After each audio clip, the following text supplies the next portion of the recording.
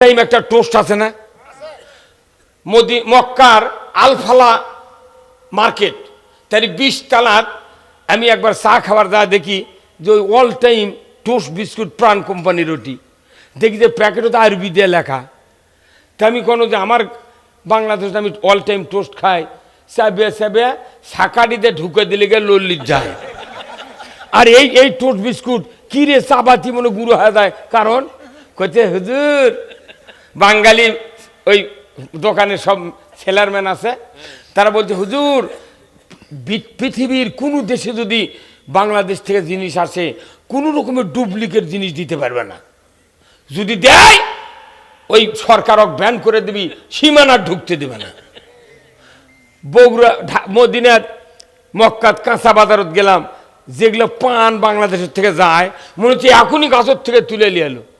আর আমাকে পান খেলেছে, একটা পানের 3 দিক কাটিছে, কেসি দিয়ে কাটে কেটে পচা ফেলে দিয়ে করছে এটা তুই পানের বয়স বেশি আছে হুজুর। হ্যাঁ কথা কর, বাপ বেটা গাঁজা খাতে রে কে করছে, এরা 2 বাপ বেটা দুনিয়ার ভালাই চাচ্ছে রে। আর এরা 2 বাপরা 5 শতক বাড়ি করে 2 জন আছে। কয় শতক? 5 শতক জায়গা তারা বাড়ি করে আজ 20 বছরে বাস করছে। 10 বছরের বাপ বেটা সালাম কালাম নাই, কথাবার্তা নাই। এর 5 শতকের শান্তি নাই, এই দুনিয়ার শান্তি চাই কিভাবে? এই কথা কোন টাকা দোয়ার সাথে কি কাজের মিল হলো? আবার বাপ মরে গেছে, বিটি বোন আছে, বোন করছে ভাই 4 বিঘা জমি পাবো ভাই, আমাকে না 2 বিঘা জমি দে ভাই, সোল বললে কষ্টে দিন যাচ্ছে। করছে না তুই 5 বিঘা পাবো, 4 বিঘা পাবো, তো 15 কাঠা দেবো, যদি লিস্ট এলে বেশি জোর করলে তোকে দাগে দাগে দেবো। বোন বেকার, বোন মনে হচ্ছে ওরই সম্পত্তি লিচ্ছে, বোন লিচ্ছে বাপের সম্পত্তি। ওই ভাই যদি বুনক ফাঁকি দেয়, ওই মক্কাত হজ করবার যা, হজের আসর যদি চুমা না দে গিলেও খায়। হ্যাঁ ওদের এইগুলি কেন বলছি? ডাক্তার কাছে যখন আপনি যান রুগী হয়, তখন ডাক্তার কমপক্ষে পরীক্ষার আগেই 10-12টা ব্যারামের নাম কন। আমার ঘুম হয় না, কোমরে ব্যথা, ক্ষুধা লাগলে বুকের মধ্যে চিনচিন করে, আবার রাত্রে মাথা ঘরে, নানান কয় এক্সরে করে রিপোর্ট নেওয়ার ওষুধ লেখার সময় আবার করছে স্যার আর একটা আমার ভুল হয়ে গেছে, কি রাত্রে পাতলা পায়খানা হয়। যত ব্যারাম আছে মোট ডাক্তারের কাছে কয়, কিন্তু সবাত আসলে জুম্মাত গেলে একটা মৌলবি কোনো কথা কেউ কয় না। ওই মনে করে আমি যে নামাজ পড়ি না তাও ইমামের থেকে ভালো। চ্যানেলটি সাবস্ক্রাইব করে আমাদের সঙ্গেই থাকুন। একটা টোস্ট আছে না, মক্কার আলফালা মার্কেট তার 20 তলার। আমি একবার চা খাবার যা দেখি যে ওই অল টাইম টোস্ট বিস্কুট প্রাণ কোম্পানি রুটি দেখি যে প্যাকেটও তো আরবি দিয়ে লেখা। তা আমি কোনো যে আমার বাংলাদেশে আমি অল টাইম টোস্ট খাই, সাবে সাবে শাকাটিতে ঢুকে দিলে গিয়ে লল্লিত যায়। আর এই টোস্ট বিস্কুট কি রে চাবাতি মনে গুঁড়ো হয়ে যায়। কারণ কইতে হুজুর বাঙালি ওই দোকানের সব সেলারম্যান আছে, তারা বলছে হুজুর পৃথিবীর কোনো দেশে যদি বাংলাদেশ থেকে জিনিস আসে কোনো রকমের ডুপ্লিকেট জিনিস দিতে পারবে না, যদি দেয় ওই সরকার ব্যান করে দিবি, সীমানা ঢুকতে দেবে না। বগুড়া মদিনার মক্কাত কাঁচা বাজারত গেলাম, যেগুলো পান বাংলাদেশের থেকে যায় মনে হচ্ছে এখনই গাছের থেকে তুলে নিয়ে এলো। আর আমাকে পান খেলেছে, একটা পানের 3 দিক কাটিছে, কেসি দিয়ে কাটে কেটে পচা ফেলে দিয়ে করছে এটা তুই পানের বয়স বেশি আছে হুজুর। হ্যাঁ কথা কর, পানালা পান বেচিচ্ছে, খালি মোটা গুনিচ্ছে, ভেতরে পাতা নেই। কি মিয়া এগুলা দুর্নীতি কে বন্ধ করবি? এই দুর্নীতি ইসলাম বন্ধ করবে। ইসলাম ছাড়া এই দুর্নীতি বন্ধ হবে না। আজকে সন্ন্যার 5 ধান লাগে বেচপের বাড়িচ্ছেন না, 1170 টাকা মন লেয় কি?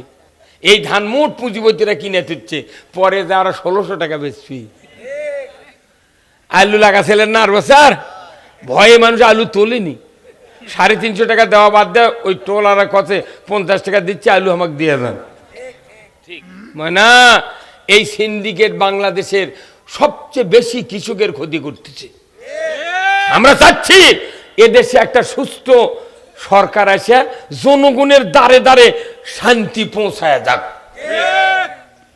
আমার ভাইয়েরা, আল্লাহ রাব্বুল আলামিন কি মারাত্মক কথা বলেছেন। ঈমান আনতে হবে আর ভালো কাজ করতে হবে। কতটা ভালো কাজ কোরআন আর হাদিসে আছে। আল্লাহর গোলামি কত প্রকার আছে। আজকে বাংলাদেশে কত মসজিদ আছে, লক্ষ লক্ষ মসজিদ। গত রাত্রিতে আমি সারিয়াকান্দিতে মাহফিল করেছি। বগুড়া ইসলামী ফাউন্ডেশনের সহকারী পরিচালক গোলাম মুর্তজা, এই ভাই ছিলেন সভাপতি। আমি তাকে বলেছি, ফাউন্ডেশনের আপনি পরিচালক, আপনি বলুন তো, এত মসজিদ মিশনে কাজ করতেছেন, কিন্তু আপনাদের কমিটির থেকে, ফাউন্ডেশনের থেকে আল্লাহর গোলামি কত প্রকার এর একটা তালিকা, জাহান্নামে যাওয়ার কত প্রকার তালিকা আছে। এই দুটা তালিকা মসজিদের দরজার সামনে যদি টাঙ্গিয়ে দেওয়ার ব্যবস্থা করতেন, জনগণ তালিকা পড়ে পড়ে আল্লাহর গোলামি করতে পারত। কিন্তু কোনো তালিকা নেই। কোরআন তাতে কয়জন পড়ে? মৌলবীরাই কোরআন পড়ে না। মৌলবীরা খুতবা পড়ে, খুতবার অর্থ বলে না। দুঃখ কোথায় রাখবো? প্রতি শুক্রবারে খুতবা হয় সূরা নহলের 90 নম্বর আয়াত, ইন্নাল্লাহা ইয়া'মুরু বিল আদলি ওয়াল ইহসান ওয়া ইতা'i যিল কুরবা ওয়া ইয়ানহা আনিল ফাহশাই ওয়াল মুনকারি ওয়াল বাগি ইয়া'যুকুম লাআল্লাকুম তাযাক্কারুন। এই আয়াতটা মুক্তাদির মুখস্থ, ইমামের মুখস্থ, কিন্তু ইমাম 40 বছর হলে আমরা ইমামতি করি, একদিনও এই আয়াতের অর্থ মুসল্লিদেরকে শুনাই নাই। পড়া লাগে তাই কি হুজুর কইতে তাই। আমার আল্লাহ বলেছেন, নিশ্চয় আমি আল্লাহ হুকুম দিচ্ছি, আদেশ করতেছি, তোমরা ন্যায় বিচার করো সমাজে। দুনিয়াতে ন্যায় বিচার কায়েম করতে হবে না, কবরে ন্যায় বিচার কায়েম করবেন। হ্যাঁ, ন্যায় বিচার কায়েম করার জন্য আদেশ দিয়েছেন কে?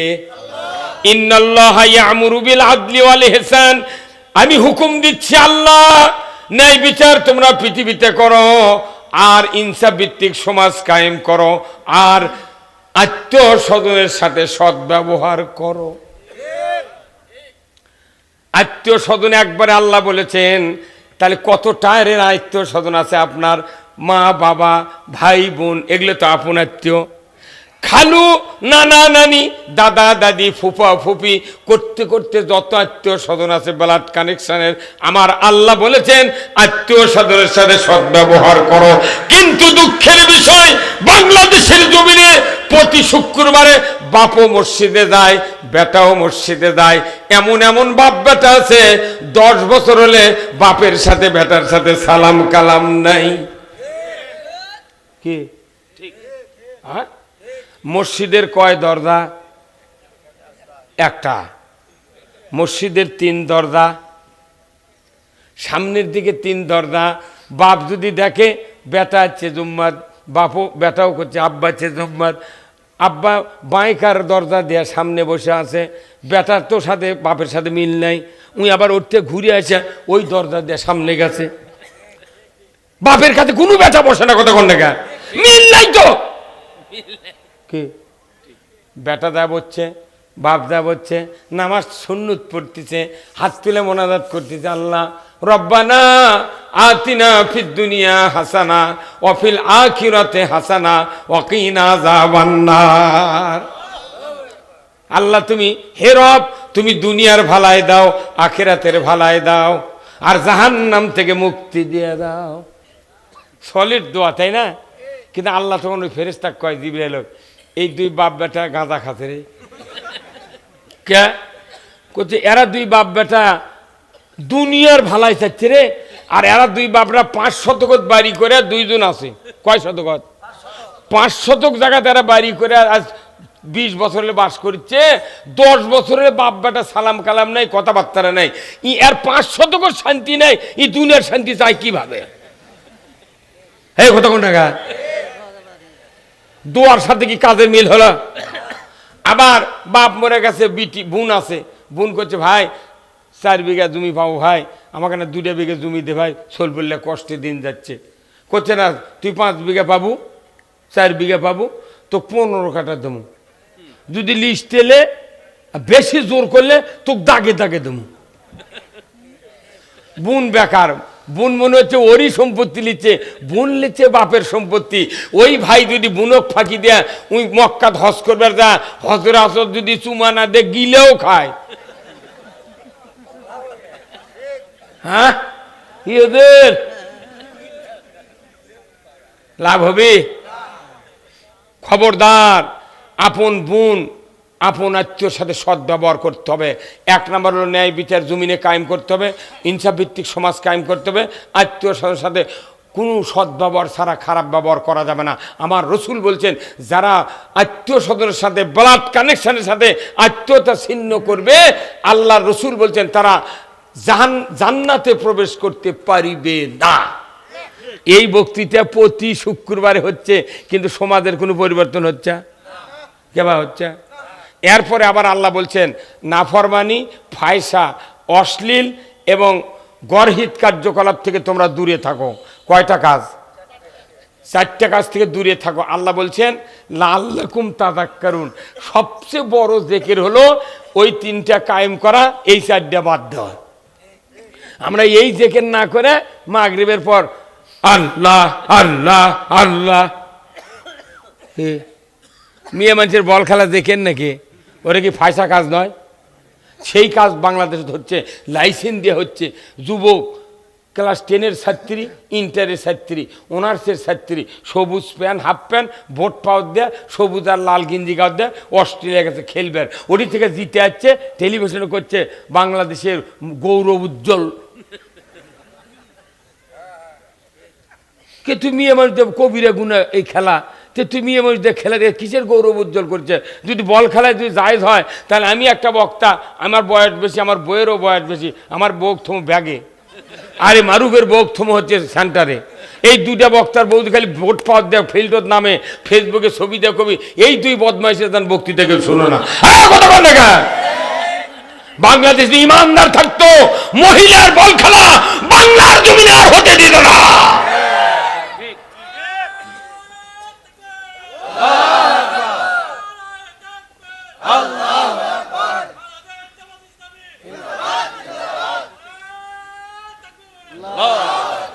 কত অন্যায় কবিরা গুনাহ বাংলাদেশ হচ্ছে। ফিরিস্তি যদি আমি দিই আপনাদের কাছে, বক্তৃতা করারই টাইম নেই।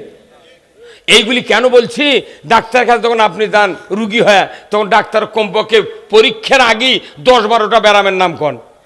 আমার ঘুম হয় না, কোমরে ব্যথা, ক্ষুধা লাগলে বুকের মধ্যে চিনচিন করে, আবার রাত্রে মাথা ঘোরে, নানান কয় এক্সরে টেক্সরে করে রিপোর্ট নেওয়ার ওষুধ লেখার সময় আবার করছে স্যার আর একটা আমার ভুল হয়ে গেছে, কি রাত্রে পাতলা পায়খানা হয়।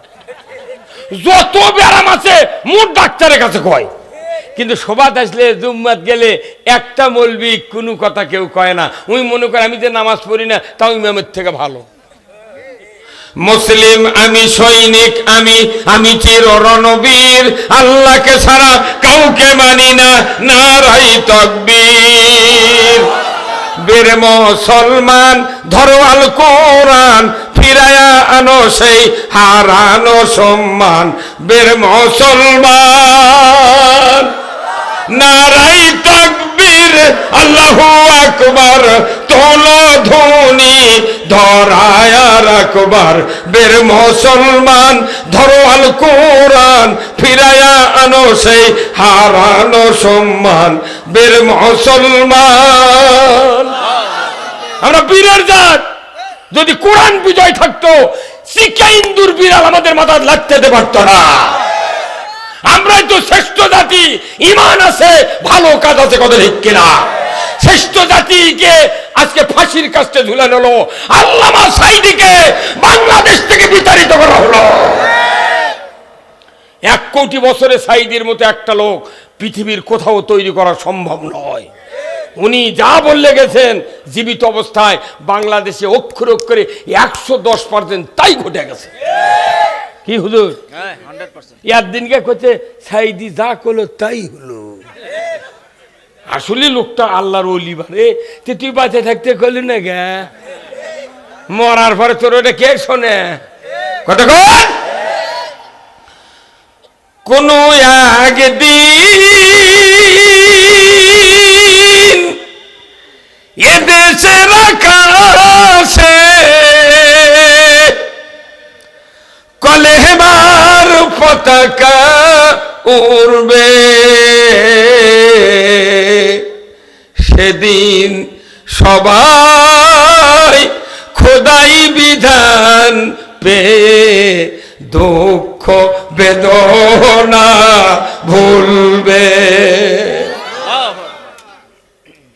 বক্তৃতার এক কথা কোরআনের, এখানে কলেমার পতাকা ছাড়া শান্তি কায়েম হতে পারে না। কার কথা? আল্লাহ কোরআনে বলছেন সূরা বনী ইসরাইলের ভিতরে, আল্লাহর নবী সাহাবাদের অত্যাচার নির্যাতন জুলুম নিষ্পেষণ দেখে মনে মনে অস্থির হয়ে যাচ্ছেন। হঠাৎ করে একদিন উনি কম্বল একটা হাতে নিলেন, কম্বল নিয়ে উনি কাবার চত্বরে চলে গেলেন একা একা। ধরে কোন আলহামদুলিল্লাহ। মন ভেতরে ভেতরে খারাপ, আর সহ্য হয় না। আবু জাহালের গোষ্ঠীদের জুলুম নির্যাতন, আর শান্তি নাই। একা একা কাবার চত্বরে গিয়া কাবার ছায়ার নিচে উনি কম্বলটা বগলের নিচে দিয়া আরাম ফরমাচ্ছেন। হঠাৎ করে একজন সাহাবী হযরতে খাব্বাব রাদিয়াল্লাহু তাআলা আনহু রাসূলের সামনে গিয়া হাজির। আল্লাহর নবীকে সালাম দিলেন, আসসালামু আলাইকা ইয়া রাসূলুল্লাহ, ইয়া হাবিবাল্লাহ, মাতা নাসরুল্লাহ, আল্লাহর কি সাহায্য আসবে না? আল্লাহর নবী বললেন, ও খাব্বাব কি হয়েছে, তোমার এত তাড়াহুড়া কেন? বলে, হুজুর আপনি কি দোয়া করবেন না আমাদের জন্য? মার খেয়ে খেয়ে আমরা শেষ হয়ে গেলাম। আল্লাহর নবী এই কথা শোনা মাত্রই কম্বল থেকে সোজা হয়ে বসলেন। আল্লাহর নবী বললেন, খাব্বাব তুমি এত তাড়াহুড়া করছো কেন? আমাদের পূর্বে যারা দ্বীনের দায়ী ছিলেন, কোরআনের দাওয়াত দিয়েছেন, যারা ইসলামের দাওয়াত দিয়েছেন, সহিফার দাওয়াত দিয়েছেন, যুগে যুগে যত দ্বীনের পক্ষে যারা কথা বলেছেন, তাদের কাউকে আগুনের কুণ্ডুতে ফেলে দিয়েছে, কাউকে করাত দেয়া দ্বিখণ্ডিত করেছে, কাউকে শুলে চড়িয়া হত্যা করে দেওয়া হয়েছে, কাউকে উত্তপ্ত তেলের ভেতরে ছেড়ে দেওয়া হয়েছে, কাউকে লোহার চিরুনি দিয়া শরীর থেকে গোস্ত খুলে খুলে ফেলে দেওয়া হয়েছে। ধরে বলুন ঠিক কিনা? হযরতে খাব্বাব রাদিয়াল্লাহু তাআলা আনহুকে যখন এই কথা বললেন, ওগো খাব্বাব তুমি শোনো রে, এত অত্যাচার নির্যাতনের পরেও ওই একজন দ্বীনের দায়ীকে দ্বীনের রাস্তার থেকে এক চুল পরিমাণ সরাতে পারে না। তবে শোনো রে খাব্বাব, আমি তোমাকে আশ্বাস দিচ্ছি, সেদিন বেশি দূরে নয়, সেদিন বেশি দূরে নয়, যেদিন সানা থেকে হাজরামৌত পর্যন্ত একটা ষোড়শী যুবতী যৌবনের লাবণ্যতা নিয়ে সোনার অলংকার পরিত অবস্থায় একা একাই 1250 কিলোমিটার গভীর রাত্রিতে একা একা যাবে আর আসবে। লা ইয়াখাফু ইল্লাল্লাহ, আল্লাহর ভয় ছাড়া কোনো ধর্ষণের ভয় থাকবে না, কোনো লুণ্ঠনের ভয় থাকবে না, চুরির ভয় থাকবে না, ডাকাতের ভয় থাকবে না। সেদিন খাব্বাব বেশি দূরে নয়।